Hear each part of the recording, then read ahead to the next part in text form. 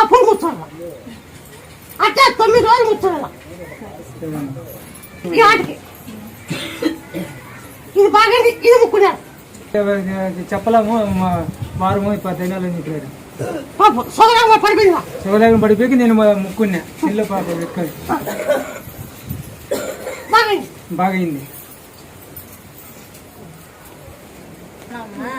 కూర్చో ఇక కూర్చో సరే మధ్యలో వచ్చింది ఆ మధ్యలో వచ్చి ఒక సాడు నిద్రవాడు గర గర గర తిరుగుతాడు